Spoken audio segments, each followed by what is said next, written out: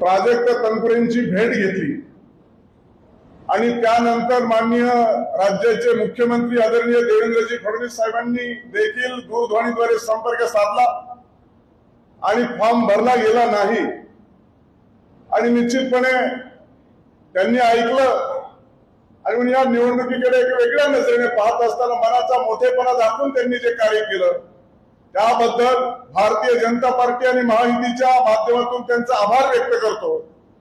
आणि हे आभार व्यक्त करत असताना खऱ्या अर्थानं अजून देखील तुमच्या आमच्या मनामध्ये द्विधा मनस्थिती आहे की त्यांची नेमकी काय भूमिका घेणार। मी देखील समाज माध्यमाच्या माध्यमातून ऐकतो आहे, पाहतो आहे।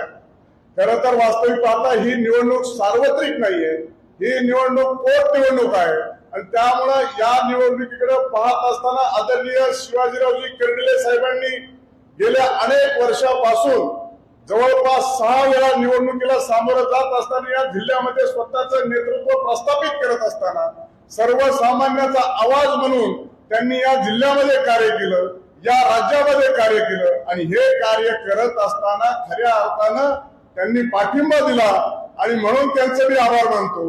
परंतु अजूनही वेळ गेली नाही।